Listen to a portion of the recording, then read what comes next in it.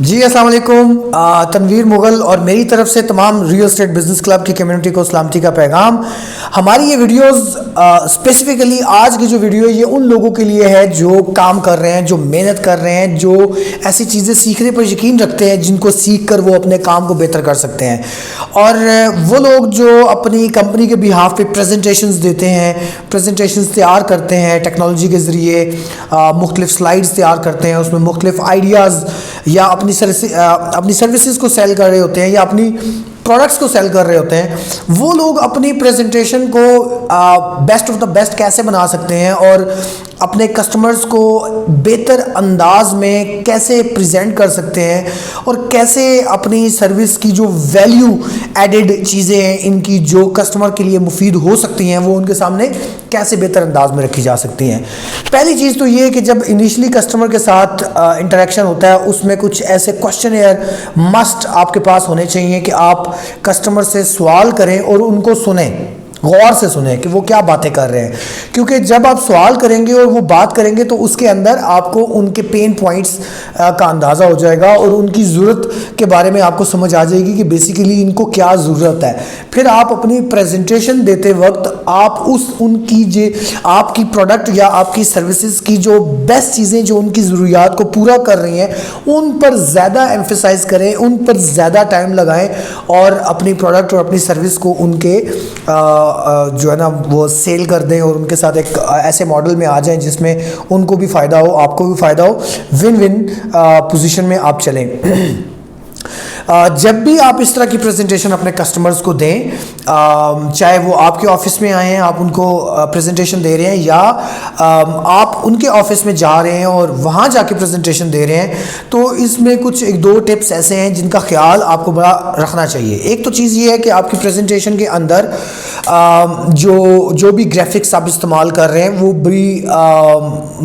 Professional होनी चाहिए, मतलब कोई बहुत ज़्यादा महंगी नहीं होती हैं। आप अपनी प्रेजेंटेशन के अंदर इधर उधर से फ्री में ख़रीदे हुए पिक्चर्स लगाने के बजाय आप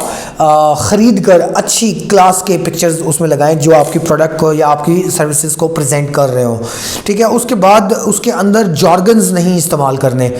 मतलब जो मार्केट जॉर्गन्स होते हैं, हम अगर रियल एस्टेट की भी बात करें तो रियल एस्टेट की मार्केट में भी बहुत सारे ऐसे जॉर्गन्स इस्तेमाल होते हैं और बहुत सारी चीज़ों को समझने के लिए कुछ हम ऐसी टर्मिनोलॉजीज़ इस्तेमाल करते हैं जिस तरह मार्केट में टॉप लगाया जाता है, जिस तरह और कस्टमर टू कस्टमर कुछ ऐसी चीज़ें होती हैं। ये जॉर्गन लैंग्वेज होती है मार्केट के अंदर, ये कभी भी आपकी प्रेजेंटेशन का उस तरह का हिस्सा नहीं होनी चाहिए और इसको अवॉइड करना चाहिए क्योंकि ये आपके इमेज को डैमेज करेगा। क्योंकि हम जो बात कर रहे हैं, हम जो प्रेजेंटेशन पे बात कर रहे हैं या हम जिस डेवलपमेंट की, पर्सनैलिटी डेवलपमेंट की और बिजनेस डेवलपमेंट की बात कर रहे हैं, डैट इज़ प्रोफेशनलिज्म। और प्रोफेशनलिज्म में आपको इन छोटी छोटी चीज़ों का भी ख्याल रखते हैं और जब आप ख्याल रखते हैं तो उसका बड़ा इम्पैक्ट आता है। आपके पास प्रेजेंटेशन लोग लेने आए हुए हैं या आप उनकी कंपनी में गए हुए हैं, जितने लोगों को भी आप प्रेजेंटेशन दे रहे हैं आप इस तरह सोचें कि ये सारे के सारे डिसीजन मेकर हैं। होता ये है कि समटाइम हम अपनी मतलब लोगों में जब हमारे से 4 5 6 लोग मिलते हैं, समटाइम फैमिली के कुछ लोग आते हैं जो घरों को देखते हैं, इसी तरह कंपनी के 4 5 लोग आते हैं जो मुख्तलिफ प्रेजेंटेशन को ऑब्ज़र्व कर रहे होते हैं। तो आपने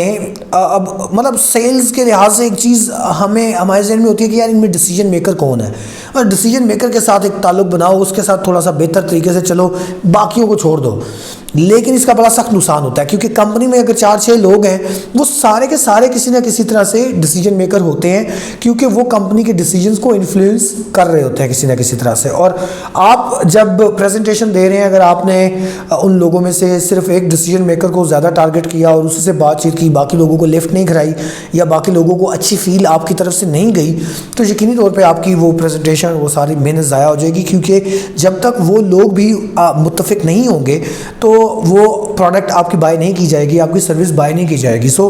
प्रेजेंटेशन के लिए ये इंतहाई इंपॉर्टेंट पॉइंट्स मैंने आज आपके साथ शेयर किए हैं। इन चीज़ों का आप ख्याल रखेंगे, सब लोगों को इक्वल रिस्पेक्ट दें और उस रिस्पेक्ट के साथ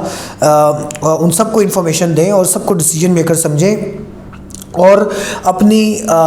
मेमोरेबल कोई ऐसी खूबसूरत यादें, कुछ ऐसी खूबसूरत शेयरिंग वहाँ पर आप छोड़ें, ताकि आप जब वहाँ से चले भी जाएं तो आपके बारे में अच्छी बात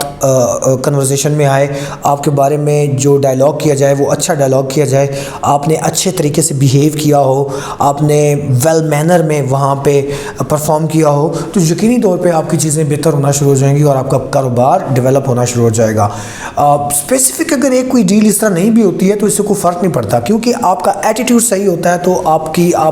एक दर बंद 100 दरवाजे खुलते हैं आपके लिए। तो मतलब काम करने वाले के लिए, मेहनत करने वाले बंदे के लिए हमेशा दरवाजे खुले रहते हैं। और इन चीज़ों को सीख के जब आप बेहतर अंदाज में प्रेजेंट करेंगे, आई होप कि इंशाल्लाह आप अपनी मैक्सिमम सेल्स क्लोज करेंगे। बहुत शुक्रिया।